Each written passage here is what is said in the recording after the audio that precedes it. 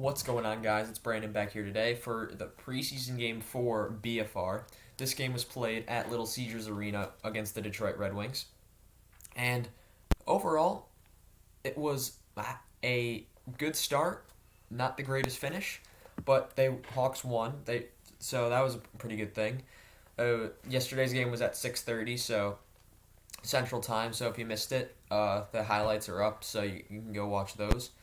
The lines were as followed. The first line was DeBrincat, Tyler Johnson, and Kane. Second line was Kubalik, Tays, Kurashev. Third line was Hardman, Borgstrom, Carpenter. Fourth line was Hagel, Gaudette, Entwistle.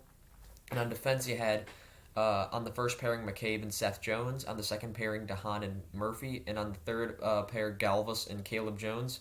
In goal for Chicago, we had Marc-Andre Fleury, who saved 36 of 40. So phenomenal night for Fleury. He was one of if he I have his name circled. Phenomenal this game. He played out of his mind. Yes, he did let in 4 goals on 40 shots, in which all 4 goals came on the penalty kill, which we'll get to that. Grice would save 28 for 34 in the loss. And to start it off, the Hawks had several turnovers. This game, their defense could not do anything. It was a miracle that they won this game. If they didn't get that 3-0 lead earlier, they were done. They were just turning over everything. They couldn't get out of the zone.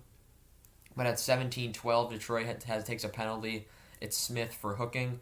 And at 15:38, Chicago gets a power play goal. It's Tyler Johnson from Kane and Tays to make it 1-0. And then at 13:41, it's another goal for Chicago. It's Jake McCabe from Seth Jones and Tays. So Tays is already at 2 points to make it 2-0. DeBrincat, right after that, almost makes it 3-0, and the Hawks are in full control at this point. They're playing the puck well. They're keeping it in their zone. Their guys are getting tired on Detroit. Murphy and Entwistle almost connected. Grice makes some big saves right about here. Sorry about that. We were at so Grice made some big saves that could have almost made the game 3 or 4-0. Detroit was not playing well at all. And then Detroit takes another penalty at 12:21. It's Sabrago for hooking. That was killed. However, 1 second after the power play is over for Chicago, they score at 10:20. It's Kurashev from Hagel and Kubalik to make it 3-0. The defense was horrible, and they could not clear the puck, as I mentioned before. They were fanning. Both teams were fanning on the puck a lot. The puck was bouncing. They were missing it. Hagel played extremely well. He's another name I've circled. Hagel played phenomenal. 3 assists on the night. Same with Tays. Hardman was throwing the body. He looked really good out there. And Entwistle, we'll get to him later. He played pretty well as well. Hagel had a breakaway. And Grice made a great save right after the Kurashev goal. And at 5:45, Chicago takes a penalty. It's DeHaan for tripping. It's killed. Fleury saves a Fabry on a breakaway. And at 1:21, Detroit penalty to Sabrago again. It's for tripping. It's killed. And Carpenter almost scores with the seconds winding down. And then to open the second period, at 16:07, there's a Chicago penalty to Galvis for holding. Officiating was also horrible in this game. I just need to point that out. There were so many calls going either way that were just either not good calls at all. Like it was either a penalty and they blatantly missed it, or it wasn't a penalty and they did call it. They could not get it right. Even like the linesmen, icings that should not have been icings, offsides that were not offsides. It was brutal to watch. I just really wanted to point that out, but it just needed to be said. At 16:07, I said Chicago took a penalty for holding. And on the power play, Detroit gets their first goal of the game. It's Bobby Ryan from Letty and Raymond to make it 3-1. And then right after that, that was at 15:52, that goal. The puck was literally right after that play. It was on the next play right after the goal. It was laying next to the goalpost. No one knew where it was. Everyone thought Fleury had it. Fleury thought he had it. And it was lying right next to the post. So everyone was like, once everyone realized it was loose, Fleury quickly covered it up, so that was close. Detroit then missed a wide open net, and there's a Chicago goal right after that Bobby Ryan goal at 13:11. It's Mackenzie Entwistle. I told you he'd show up. It's from Hagel and DeHaan to make it 4-1. Then there's a Chicago penalty to Kubalik for roughing, which was a horrible call. Kubalik was not even facing the guy he got called for taking a penalty on. It was incredible. I couldn't believe it. Like, he's standing in front of the net trying to screen the goalie, and then the ref just blows the whistle and says it's a penalty for roughing. He didn't do anything. I couldn't believe it. To be brutally honest, I couldn't believe it. Then let's see. Fleury made a amazing save on the penalty kill, and then at 9:25, there's a power play goal. It's Moritz Seider for that young prospect for Detroit. He looked really good out there from Zadina and Fabry to make it 4-2. And 8:38 is a Chicago penalty to Kane for high sticking. 7:02 power play goal, third one of the game for Robbie Fabry from Hronik and Seider to make it 4-3. At this point, I'm losing my mind. I'm thinking if they let in another power play goal, I might lose my mind. And let's see. Dahan hit the post near the end of the period. The puck was bouncing, I wrote down. And I really want to put this out. Detroit was getting better as the game went along. The Chicago, they were playing their best offensively. Defensively, they were not really good. But the Detroit was just getting better every minute. And the officiating was definitely helping their cause, that's for sure. We go to the third period, 18:08, Chicago penalty to Caleb Jones for interference. Another horrible call. I thought Larkin was getting the penalty for sure, and they call Caleb Jones for interference when Larkin literally was on top of him and he couldn't get up. But yet, that was interference on Caleb Jones somehow. Let's see.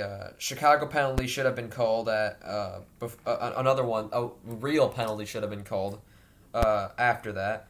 But it doesn't matter because there's a power play goal. Again, fourth one of the game for Detroit. They've only scored on the power play this game. At 16:55, it's Lucas Raymond, the fourth overall pick from, I want to say, not this year's draft, but last year's. It's who is it from? It's unassisted, and it's 4-4.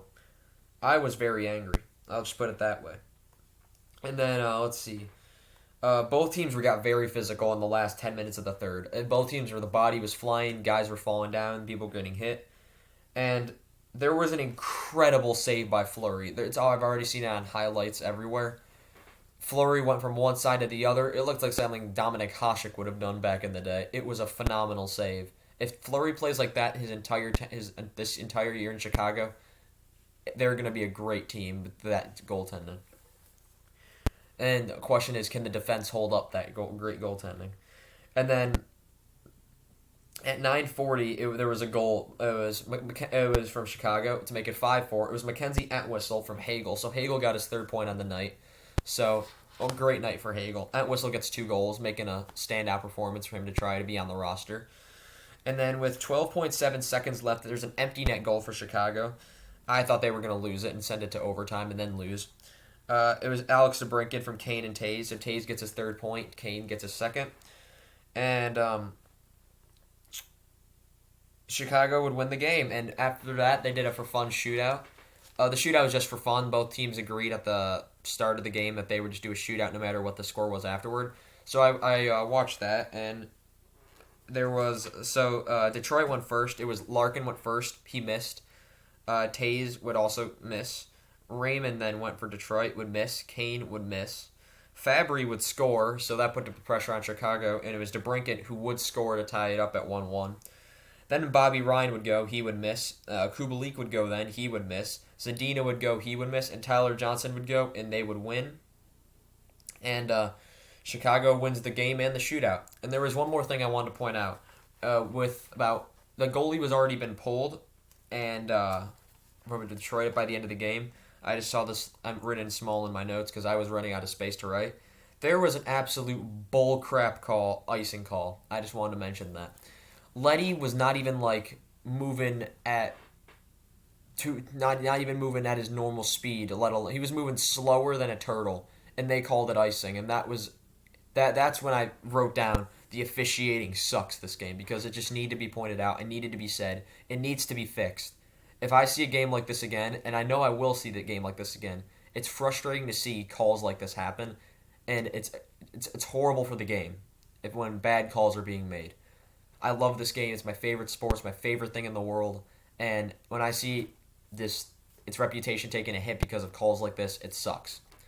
But Yeah, so the score was 6-4 in Chicago. Shots were 40 to 34 Detroit.